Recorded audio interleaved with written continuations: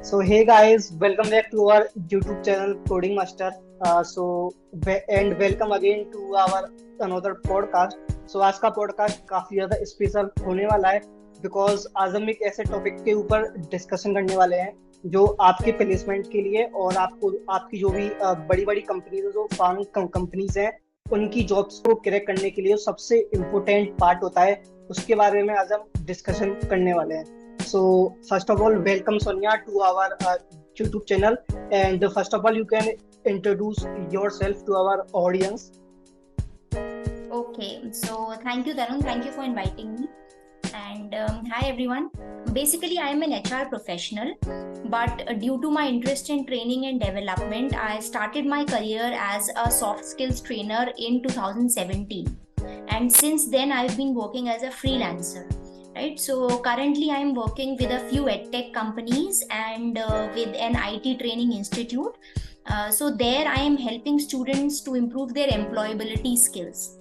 Right, so basically I am training them on their communication skills, soft skills, and helping them with their interview preparation. Great. So Sonia, so आज का जो motive होने वाला है, आज हम जो डिस्कशन करने वाले हैं वो बेसिकली हम सॉफ्ट स्किल्स के ऊपर डिस्कशन करने वाले हैं जो आपकी एक्सपर्टीज है. सबसे पहला क्वेश्चन तो यही आता है कि how much important are soft skills in our job interview and जो भी कंपनीज प्लेसमेंट्स होती हैं उनमें कितना रोल होता है, बिकॉज दो ही चीजें होती हैं, एक टेक्निकल राउंड्स होते हैं और एक सॉफ्ट स्किल राउंड होते हैं. तो which is more important and how much role soft skills play? देखो, दोनों राउंड्स, अगर if I talk about the technical rounds और द नॉन टेक्निकल राउंड्स, दोनों ही राउंड्स इम्पोर्टेंट हैं. बट टेक्निकल राउंड्स में जो स्टूडेंट्स का परफॉर्मेंस रहता है that totally depends on their technical skills. So if you are good at coding, आप वहां स्कोर कर ही लोगे, right? But when it comes to non tech rounds और when it comes to your personal interviews, यहाँ students की performance बहुत ज्यादा वेरी करती है. राइट, कोई स्टूडेंट्स ऐसे होते हैं जिनका कोडिंग में उन्होंने बहुत अच्छा स्कोर किया है बट वो पर्सनल इंटरव्यूज में स्कोर नहीं कर पाते हैं, तो ओवरऑल उनका स्कोर और उनकी सिलेक्शन पे इसका इफेक्ट पड़ता है. Right. Now, why are companies looking for candidates with good soft skills? This is a question. Around 75 to 80% recruiters का ऐसा मानना है कि अगर वो बेहतर सॉफ्ट स्किल्स वाले कैंडिडेट को हायर करते हैं तो जो आउटपुट उन्हें मिलता है, जो प्रोडक्टिविटी उन्हें मिलती है और जो उनका करियर ग्रोथ होता है, वो बहुत कुछ जो है, आई विल नॉट से टोटली, बट बहुत कुछ उनके सॉफ्ट स्किल्स पे डिपेंडेंट होता है.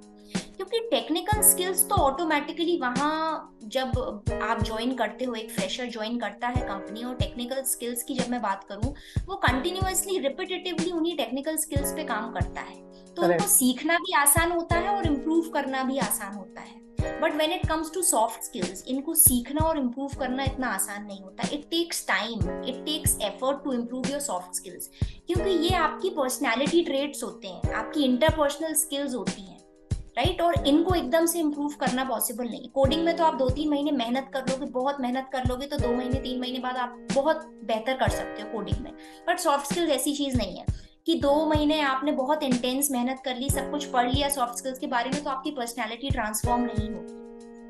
Right, so soft skills take time to improve. इसलिए कंपनी सोचती है कि हम ऑलरेडी जो स्टूडेंट्स और जो फ्रेशर्स और कैंडिडेट्स बेहतर है सॉफ्ट स्किल्स में, हम उनको प्रेफरेंस दें ओवर अदर कैंडिडेट्स जिनका सॉफ्ट स्किल्स या फिर दूसरे इंटरपर्सनल स्किल्स इतने इम्पोर्टेंट नहीं है. करेक्ट. एंड ये भी पॉइंट है कि एक जो बीटेक का स्टूडेंट होता है वो 4 साल अपने टेक्निकल स्किल्स पे ही काम करता है, तो जो कंपनीज होती है उनको ये पता होता है कि यहाँ के टेक्निकल स्किल्स इतने होंगे कि ये उनको इम्प्रूव कर लेगा, बट जो मेन पार्ट आता है वो सॉफ्ट स्किल्स का आता है कि वो इम्प्रूव है या नहीं, वो अच्छे हैं या नहीं. राइट, सो तरुण, आपने सही कहा. और irrespective of the industry you are going to join or irrespective of the level you are working at, so even if you are joining as a fresher, as a beginner, या फिर आप IT industry के अलावा किसी भी industry में, finance industry में हो, फार्मा इंडस्ट्री में हो, soft skills are important. Why? Because as I mention कि आप किसी भी लेवल पे हो, you are always required to deal with people around you. ठीक है ना? आप बिगनर हो तो भी आपको अपने सीनियर से अपनी टीम में कोऑर्डिनेट करना है. आप मैनेजर हो तो आपको अपने सबऑर्डिनेट्स को संभालना है, अपने सीनियर से कोऑर्डिनेट करना है. Even if you are the CEO of a company, right, people skills, interpersonal skills are required.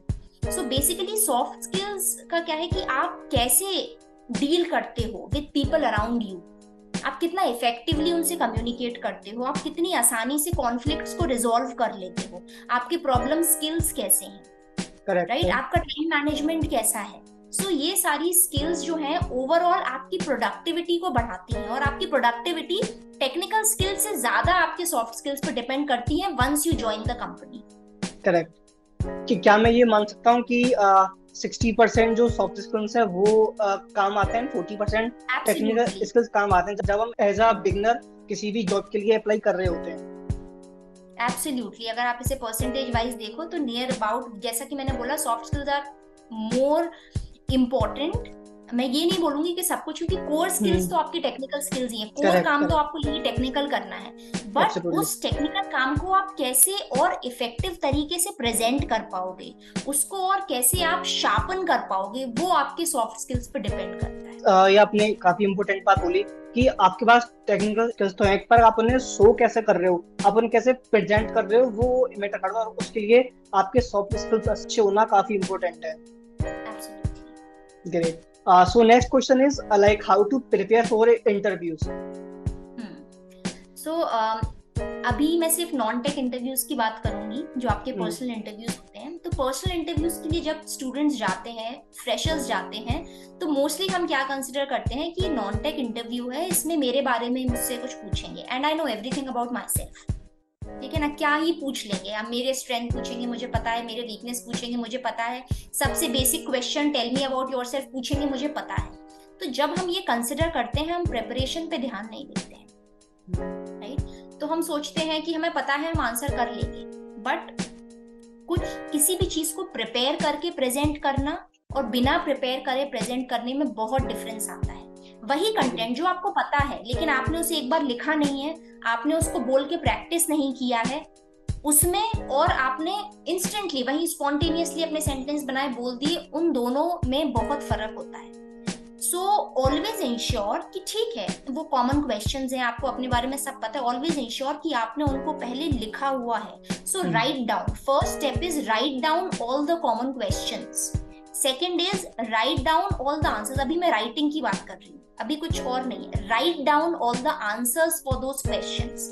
अभी जब प्रिपेयर कर रहे हो आप answer, I am asking you to write down, मतलब take help from the internet, but don't simply copy the answers which are there on the internet. क्योंकि अगर आप कॉपी कर रहे हो तो फिर आप रिपीटेटिव साउंड करोगे वहां जाके. करेक्ट. आपने कॉपी किया है, बाकी सबने भी कॉपी किया, तो समवॉट वही सिमिलर लैंग्वेज रहेगी, वही सिमिलर कंटेंट रहेगा. तो ब्लाइंडली कॉपी मत करो, take help from the internet, write it down in your own words, और उसमें अपनी तरफ से कुछ यूनिक, क्रिएटिव, ओरिजिनल इनपुट्स दो. Then prepare your answer. तब when you write down your answers, ये सब एफर्ट्स के बाद आपको एक अपना खुद का ओरिजिनल आंसर मिलता है, right? So once you have written down the answers, try to learn the important points which are there in those answers. पूरा मगअप नहीं करना है. पूरा मगअप करोगे उससे क्या होता है, अगर जरा भी एक वर्ड भी भूले तो फिर पूरा आंसर मेस अप हो जाता है. इट्स बेटर, अगर why should I hire you, इस आंसर में मुझे ये 3 पॉइंट्स बताने, तो रिमेम्बर जस्ट एक वर्ड, 3 वर्ड्स आपको इसमें याद रखने हैं, फिर elaborate it in your own words. Correct, got it. So this is the thing that you can do. So आपने बेसिकली 3 पॉइंट्स में ये जो रोड मैप इसको डिवाइड किया है. पहला कि आपको जो भी क्वेश्चंस हैं, जो मोस्ट कॉमन क्वेश्चंस हैं, जो मोस्टली पूछे जाते हैं, वो आपको पहले राइट डाउन कर लेने हैं कि ये क्वेश्चंस हैं.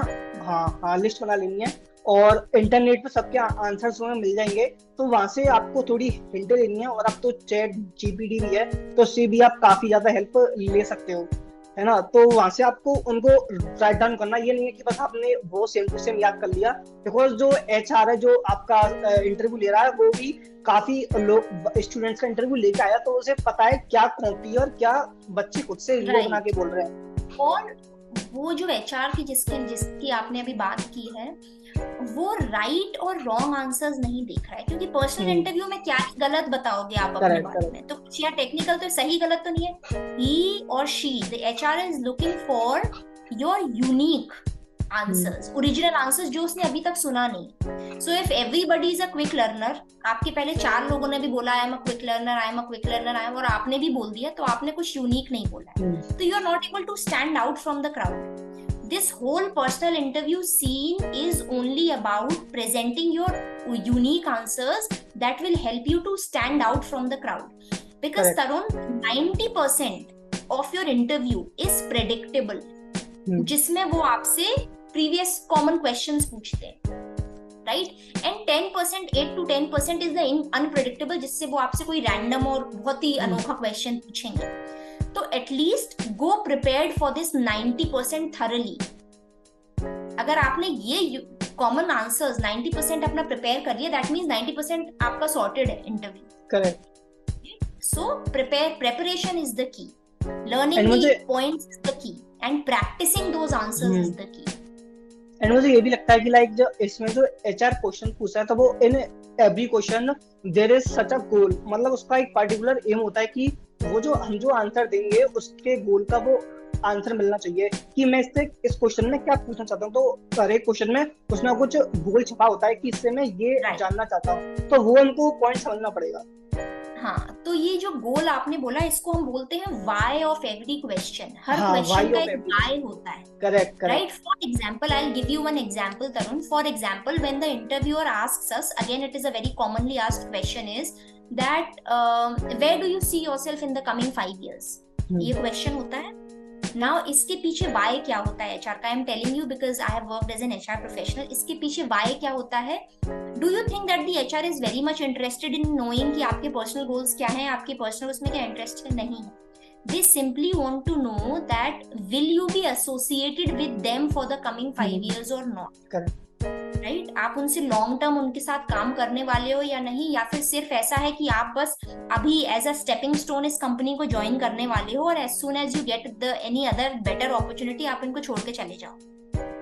Right? So focus, always focus on the why. So whatever answer you are giving, say in your company. Whatever your answer is, उसके आगे जोड़ दो अगर in your company, that means as an HR now I am satisfied कि हाँ this candidate is also interested in long term association. Now when you are saying this, आप कोई contract sign नहीं कर रहे हो इंटरव्यूअर के साथ, correct, but during the interview आपको ऐसा बोलना चाहिए। फिर भले ही आपकी इच्छा है if you want to switch after a year or after 6 months, it's up to you, but अभी आपको उसको कन्विंस करना है। ओके, सो मुझे जो अभी आपने आंसर दिया उससे मुझे जो बेस्ट टिप आई है समझ में, वो ये है कि अगर हमको सॉफ्ट स्किल इंटरव्यू क्रैक करना है तो उसका सबसे बेस्ट वे है कि जो भी कॉमन क्वेश्चन पूछे जा रहे हैं उनके पीछे वाई है, जो उसका आंसर आपके पास पहले से ही हो, आपको पता हो कि इस क्वेश्चन को क्यों पूछा जा रहा है। अगर वो आंसर आपके पास होगा तो जो आपका एचआर है वो ऑलरेडी सेटिस्फाई हो जाएगा, तो फिर आपका सिलेक्शन होने में काफी ज्यादा इजी हो जाएगा। राइट। एंड इसके लिए आपको रिसर्च करना पड़ेगा और प्रिपरेशन करनी पड़ेगी। जैसा मैंने जब हमने शुरू किया था, आई हैव टोल्ड यू कि ये गलती करते हैं हम कि प्रिपेयर नहीं करते हैं। तो जैसा आप टेक्निकल राउंड्स के लिए प्रिपेयर करते हो, similar and even more level of preparation is required for your personal and non tech interviews. I think मुझे लगता है कि जैसे कि जो हमारा टेक्निकल वाला जो फील्ड होता है उसमें हमको प्रैक्टिस करनी होती है, वही सेम चीज हमको यहाँ भी करनी है। जितनी ज्यादा हम प्रैक्टिस करेंगे उतना ज्यादा हमारे स्किल्स बेटर होते जाएंगे। राइट। ओके, सो अब नेक्स्ट क्वेश्चन में जो एक सबसे इम्पोर्टेंट पार्ट होता है सॉफ्ट स्किल्स के अंदर, वो होता है हमारा रेज्यूमे, हमारा सीवी। बिकॉज सबसे पहले वही देखा जाता है और उसी के बेसिस पे हम शॉर्ट लिस्टेड होते हैं। तो उसी के बेसिस पे जो एचआर होता है वो हमको जज करता है कि इसके अंदर क्या क्या, मतलब क्या क्या इसने रेज्यूमे में डाला हुआ है, उसके बेसिस पे जो क्वेश्चंस है वो पुट अप होते हैं। तो हमको किस टाइप का जो रेज्यूमे है वो बिल्ड करना चाहिए, बिकॉज एज अ फ्रेशर काफी ज्यादा कंफ्यूजन होती है कि हमको कैसा रेज्यूमे बिल्ड करना चाहिए और हमको उसमें क्या ऐड करना चाहिए और क्या ऐड नहीं करना चाहिए।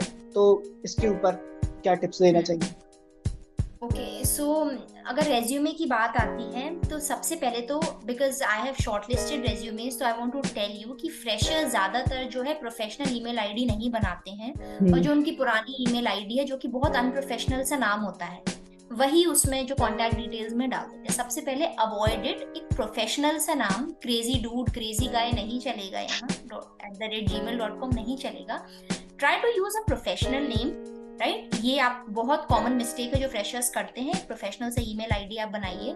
दूसरा, there is one thing, if you are having a piece of paper, if this is your resume, right, fold it into two halves. बीच में से उसको डिवाइड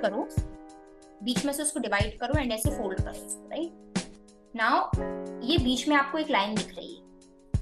एंश्योर कि आपकी जितनी भी इंपॉर्टेंट चीजें हैं वो लेफ्ट साइड पे, जहां से हम शुरू करते हैं लिखना, राइट, वो सब लेफ्ट में ही फॉल करें और लाइन के उस तरफ कुछ भी इंपॉर्टेंट फॉल ना करें. बिकॉज कभी भी जब एक HR, हम सब ह्यूमन बीइंग्स हैं, एक तरीका होता है किसी भी चीज को स्कैन करने का, तो वो जो स्कैन करने का तरीका होता है वो लेफ्ट पार्ट में या F के शेप में ही होता है. सो एंश्योर कि आपका जितनी भी इंपॉर्टेंट चीजें हैं जो आपको हाईलाइट करनी है या जो बोल्ड होनी चाहिए, आपको लगता है वो लेफ्ट में हो और ज्यादा राइट साइड में ना हो. तो सब इस तरफ लेफ्ट हाफ में आपके आने चाहिए. Okay, so guys, one second, जो भी इंपॉर्टेंट पॉइंट्स ये बता रही हूँ वो सारे पॉइंट्स लिखते जाना, बिकॉज वो आपकी डेफिनेटली काफी ज्यादा हेल्प करेंगे. So now you can continue. And the second thing is, her position के लिए रेज्यूमे को कस्टमाइज करना है. वही रेज्यूमे, एक ही रेज्यूमे हर कंपनी में नहीं भेज देना है, बिकॉज एवरी ऑर्गेनाइजेशन और every job role has a specific job description, right? So उस जॉब डिस्क्रिप्शन के जो कीवर्ड्स हैं उसको उठा के अपने रेज्यूमे में हर जगह हमको पोर करना है. वो रिपीटेटिव होना चाहिए, बिकॉज अगर ATS आपके रेज्यूमे को स्कैन कर रहा है तो ATS के पास जॉब डिस्क्रिप्शन के कीवर्ड्स हैं. अगर वही सेम रिपीटेटिव कीवर्ड्स आपके रेज्यूमे में है तो आपका शॉर्टलिस्ट होने के चांसेस बढ़ जाते हैं, राइट? सो ATS के हिसाब से भी it's good, and I hope that we all know what ATS is.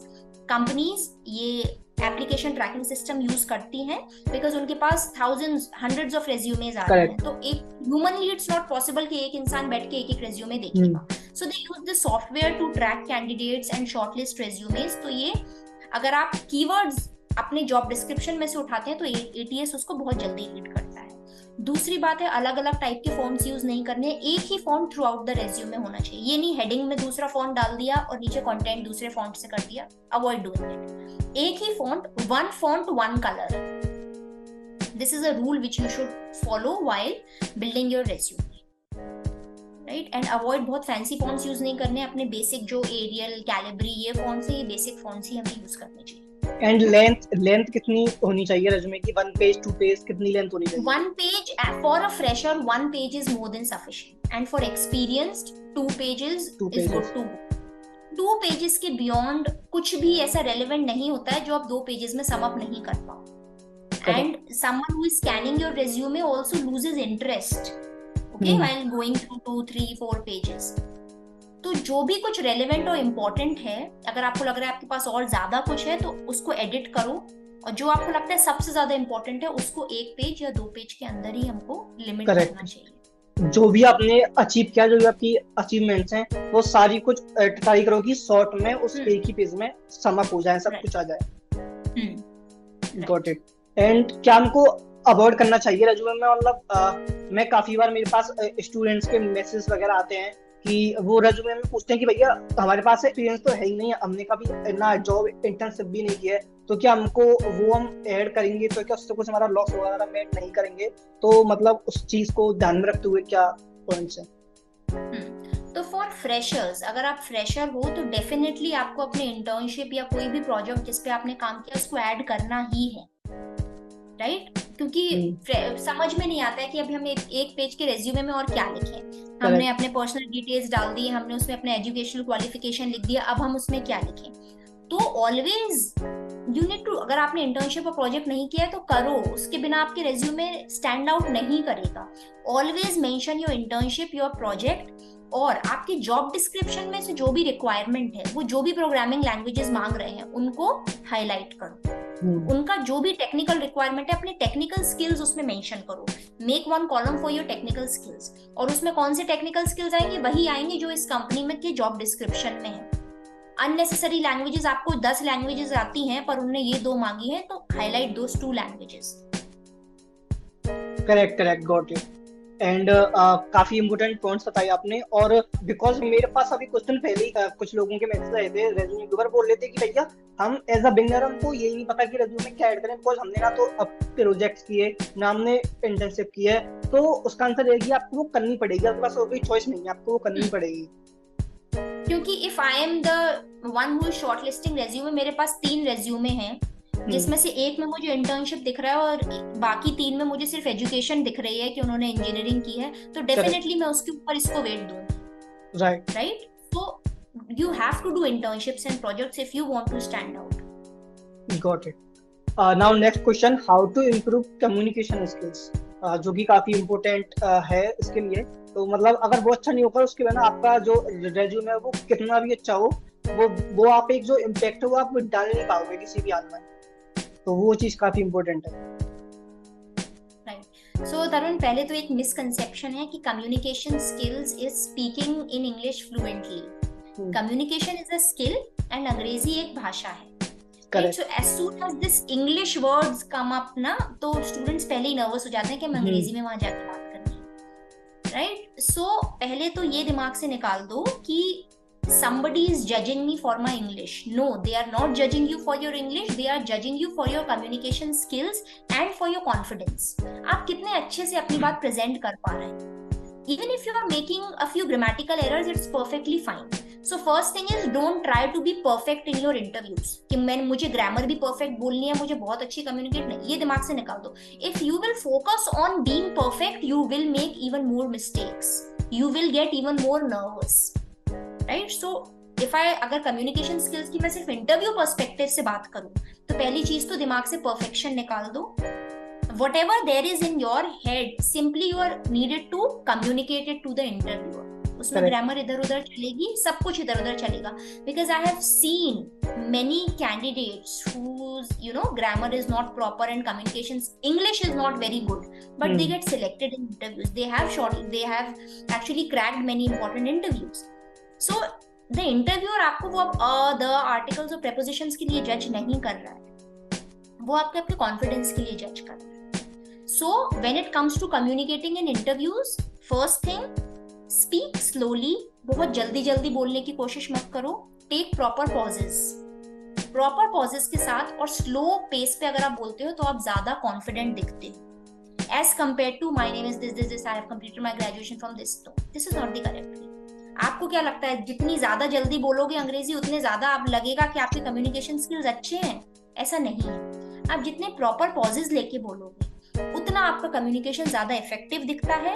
जितना आप धीरे धीरे, मतलब बहुत धीरे नहीं, बट हाँ मतलब ऐसा फील होना चाहिए कि आप उनके साथ कंफर्टेबल हो, वो चीज कंफर्टेबल हो, आप कॉन्फिडेंट हो, आप उनसे कॉन्वर्सेशन कर रहे हो, आप कुछ रट के नहीं आए हो जो यहाँ आके सिर्फ बोले जा रहे। Take pauses, use voice modulation. I have noticed many candidates having very good spoken English skills, but there is no voice modulation. They speak in a very flat tone, a robotic tone.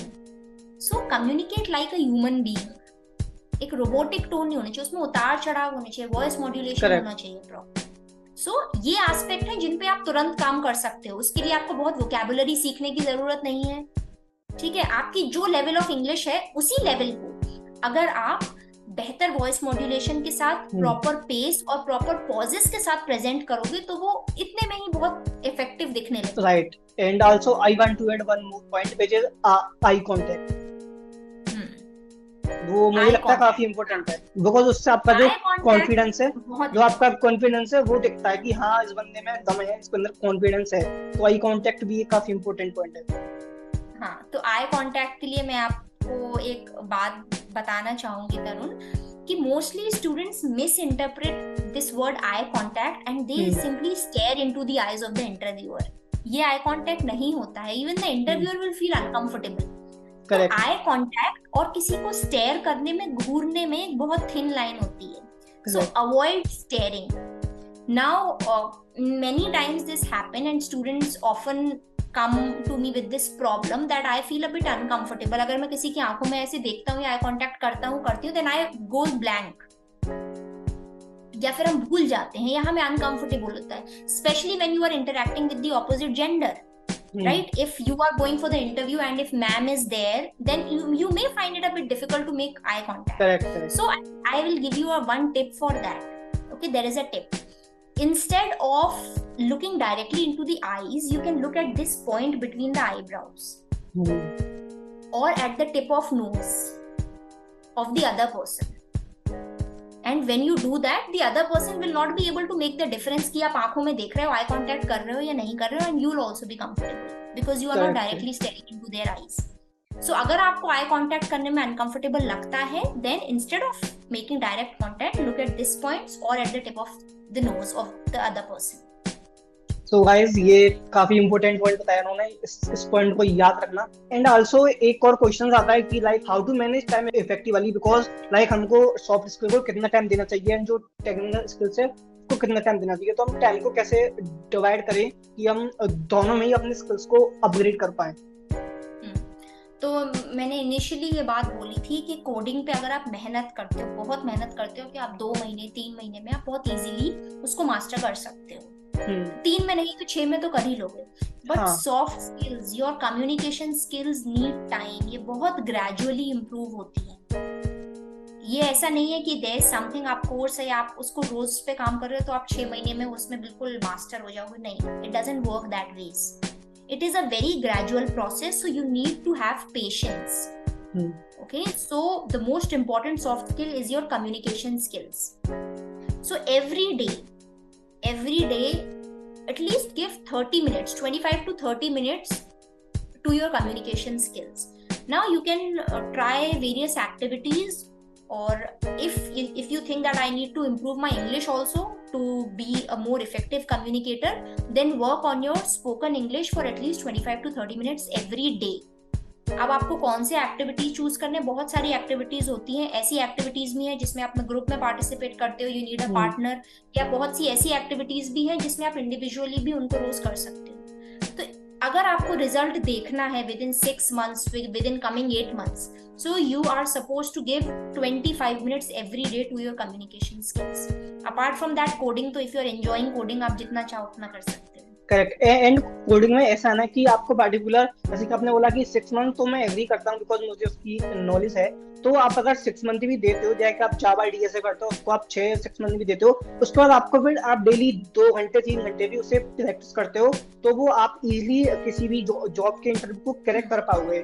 तो and soft skill के लिए आप रोज 30 minutes देते हो, तो I think वो इतना ज्यादा हार्ड काम नहीं है, आप वो इजीली कर सकते हो. तो वो 30 मिनट्स में आपको जो भी एक्टिविटीज हैं, लाइक जैसे कि आपने बोला कि आप किसी से बात कर सकते हो, आप किसी ग्रुप में पार्टिसिपेट कर सकते हो, या फिर आपको अगर इंग्लिश इंप्रूव करनी है तो फिर आप बुक्स वगैरह रीड कर सकते हो. और एक मुझे लगता है ना कि जैसे आपको आप जैसे ऑन कैमरा किसी के सामने बोलने में आपको आपसे नहीं बोला जाता, तो आप लाइक वीडियो शूट करके खुद को देख सकते हो, या आप पूरे 30 डेज तक वीडियो शूट करो, फिर आप खुद को कंपेयर कर सकते हो कि मैं फर्स्ट डे कैसा था, 1 महीने बाद में कैसा हूँ. तो आपको जो इम्प्रूवमेंट दिखेगा उससे आपका कॉन्फिडेंस अपना बूस्टअप होगा और अपना इम्प्रूवमेंट आपको देखने को मिलेगा. Absolutely correct. Practice is the की. किसी भी चीज में, कोडिंग हो, सॉफ्ट स्किल्स हो, कम्युनिकेशन, कुछ भी हो, प्रैक्टिस इज द की. इंटरव्यू के लिए तैयार करते हो, the more you practice the more confident you feel. Communications पे काम कर रहे हो, the more you practice communication skills, the more confident you feel. तो इट गोज विद एवरीथिंग. और जैसा कि आपने ये कैमरे वाला एग्जांपल दिया कि आप खुद को रिकॉर्ड कर सकते हो, तो similar practice you can do for communication skills also.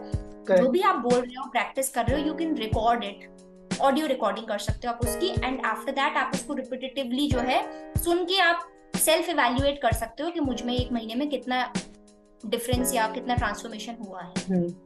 मैंने ये पर्सनली एक्सपीरियंस किया है कि लाइक मैं बचपन से काफी ज्यादा स्टैमर करता हूँ, एंड जब से मैंने वीडियोस बनाना स्टार्ट किया तो मेरे अंदर काफी चेंज आया, मैंने खुद को काफी ज्यादा इम्प्रूव किया है. तो मुझे ऐसा लगता है कि अगर हम ये जो मैंने वीडियो वाली टिप बताई है, अगर इसको हम अप्लाई करते हैं, इसको हम अगर प्रैक्टिस में लेके आते हैं, तो इससे हम खुद को काफी ज्यादा बेटर कर सकते हैं. कम्युनिकेशन स्किल्स की अगर मैं बात करूं उसके अंदर,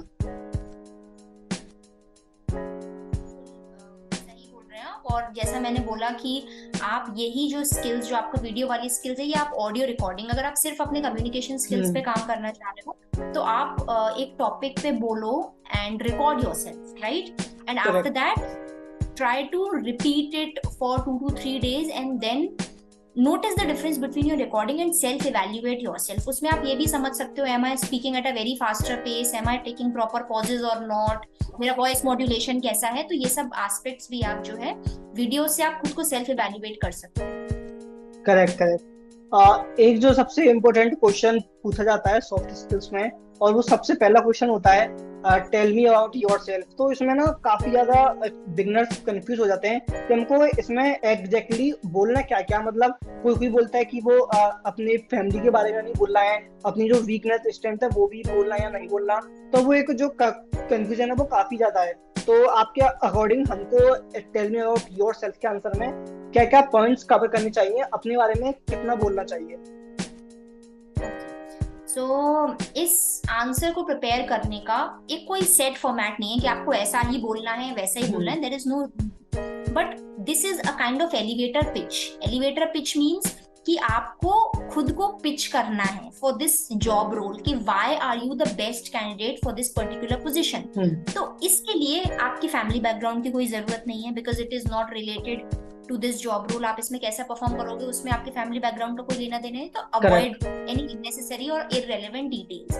नाउ इसके बहुत सारे फॉर्मूलाज भी हैं, कोई इसको सीट फॉर्मूला कहता है, कोई इसको ईट्स फॉर्मूला कहता है, राइट। सो इसमें if you follow this formula तो इसमें 4 बेसिक चीजें आपको स्किल इंक्लूड करनी चाहिए। एस फॉर योर स्किल्स, जिसमें आपको अपनी टेक्निकल स्किल्स के बारे में बोलना है, टेक्निकल स्किल्स जो जॉब डिस्क्रिप्शन में है, राइट। जॉब डिस्क्रिप्शन से ही सारे आंसर हमें पिक करने हैं अपने इंटरव्यू के। तो S for skills, E for your educational background और work experience. If you are not a fresher, if you are a professional, you may talk a bit, सब कुछ बहुत डिटेल में नहीं बताना है, राइट, सिर्फ relevant your educational background or your experience.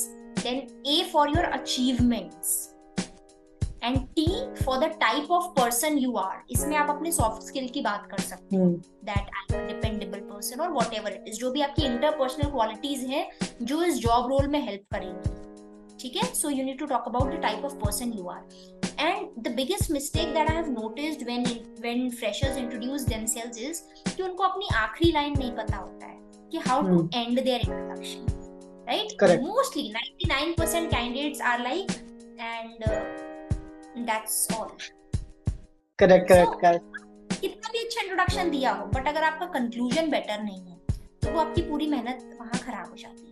So one tip that I would like to give you is always be prepared with your concluding line, कि ये आखिरी सेंटेंस में अपने इंट्रोडक्शन में बोलूंगा, वो कुछ भी हो सकता है, but be prepared with it.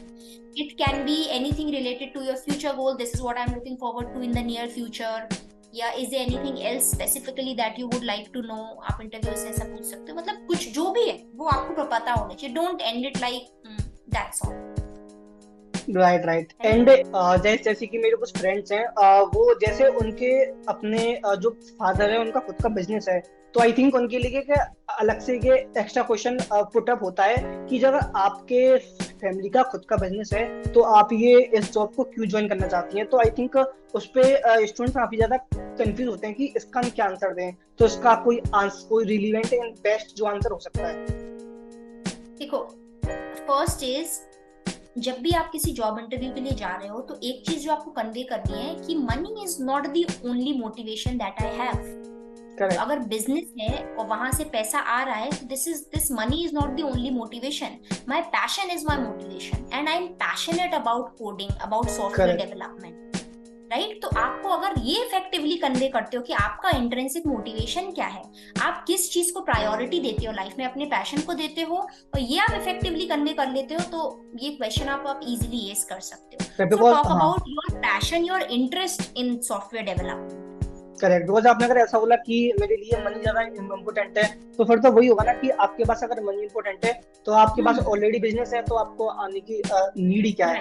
But आप अगर जस्टिफाई नहीं कर पाओगे। करेक्ट। बट आप अगर पैशनेट हो काम करने के लिए, आपको इस काम में मजा आता है, तो फिर आपके लिए बिजनेस इतना वो नहीं करता मैटर, आपको जॉब के लिए फिर ज्यादा चांसेस आपके लिए ज्यादा बेटर हो, राइट। और आप इसको और बेटर जस्टिफाई कर सकते हो, व्हाटएवर टाइप ऑफ बिजनेस उससे उसमें आपको इंटरेस्ट नहीं है, उससे ज्यादा इंटरेस्ट, एंजॉय आप ये काम करते हो। करेक्ट। जो आप एंजॉय करते हो उसी में अपना करियर परस्यू करना चाहते हो। Correct. Got it. So at last कोई भी टिप कोई भी टिप, कोई भी जैसे कि जो बिगिनर के लिए कोई भी आइडिया जिससे कि वो अपनी स्किल्स को और बेटर कर पाए, और जो भी जॉब इंटरव्यूज है उनको जो पार्ट है सॉफ्ट स्किल वाला उसे इजिली क्रैक कर पाए। मैंने जैसा बताया सॉफ्ट स्किल्स बहुत ग्रेजुअली इंप्रूव होती हैं। सॉफ्ट स्किल्स में से जो सबसे ज्यादा इंपॉर्टेंट है, जो आपको इंटरव्यूज में जो सॉफ्ट स्किल हेल्प करती है, वो है आपकी communication skills, right? So work on your communication skills every single day, क्योंकि अगर आप अपनी कोडिंग पे काम कर रहे हो तो आपको कम्युनिकेशन पे भी काम करना है, क्योंकि इन दोनों का कॉम्बिनेशन ही आपको इंटरव्यू क्रैक करवाएगा। अकेला कोडिंग भी नहीं करवा पाएगा, अकेला कम्युनिकेशन भी नहीं करवा पाएगा, right? So at least give half an hour every day to your communication skills. इसमें आप क्या कर सकते हो, इसमें आप टॉपिक्स जो भी आपके इंटरेस्ट का टॉपिक है, बिकॉज मैं बोलती हूँ रीड करो, बहुत बच्चे बोलते हैं हम रीड करने बोरिंग हो जाते हैं, हमें नॉवेल्स पढ़ना पसंद नहीं है, हमें किताबें पढ़ना पसंद, ठीक है? ये एक बहुत कॉमन प्रॉब्लम है ना। तभी भी आप रीड कर सकते हो। हर इंसान का कोई एरिया ऑफ इंटरेस्ट होता है, किसी को बाइक्स में इंटरेस्ट होता है, किसी को कार्स में इंटरेस्ट होता है, राइट? किसी को टेक्नोलॉजी में इंटरेस्ट होता है। तो जो भी आपका एरिया ऑफ इंटरेस्ट है उसको आइडेंटिफाई करके रीड अबाउट इट, आप कभी बोर नहीं होंगे। So this is a tip that I would like to give if you want to improve your communication skills through reading, right? Then comes practicing, because grammar अकेली सीखने से आज तक किसी ने कोई लैंग्वेज नहीं सीखी। करेक्ट। तो ग्रामर विल नॉट वर्क। अगर आप नाउन, प्रोनाउन, वर्ब, एडजेक्टिव सीखने बैठोगे, it will not help. Communication और भाषा सिर्फ बोलने से आती है। So take a topic of your choice, या जो भी आपने कुछ रीड किया है अपने टॉपिक ऑफ इंटरेस्ट से, उस पे 30 सेकेंड्स के लिए बोलो, राइट?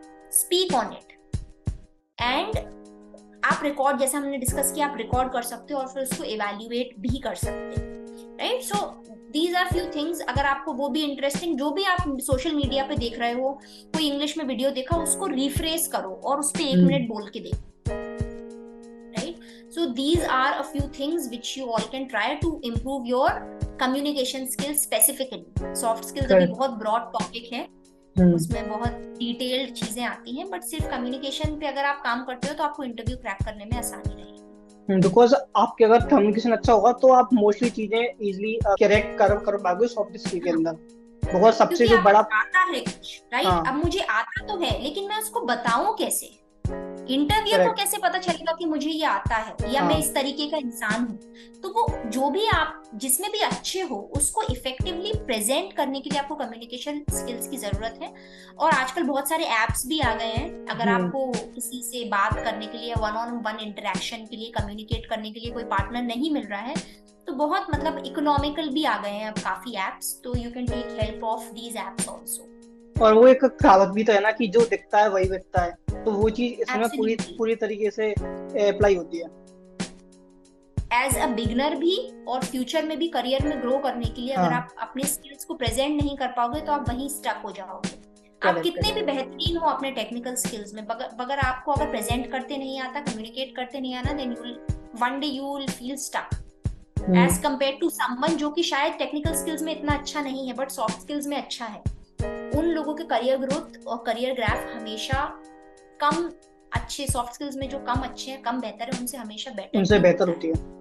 एंड आई थिंक जो भी फार्म कंपनी जैसी माइक्रोसॉफ्ट है, अमेजोन है, गूगल है, वो सॉफ्ट स्किल्स पे ज्यादा फोकस करती है, बिकॉज उन्हें पता है कि जो बंदा आया है उसके टेक्निकल स्किल्स अगर थोड़े बहुत भी कम हुए तो हमारे पास बंदे हैं तो हम उसको इजीली ये चीजें सिखा सकते हैं, हाँ ट्रेन कर देंगे। बट अगर उसके सॉफ्ट स्किल्स की उसके पास नहीं है, वो इसको प्रेजेंट नहीं कर पाता, तो वो उसे सिखाना बहुत मुश्किल है, वो उसे अपने आप ही सीखना पड़ेगा, वो उसे कोई और नहीं सिखा पाएगा। easily trainable है, soft skills are not that easy to train.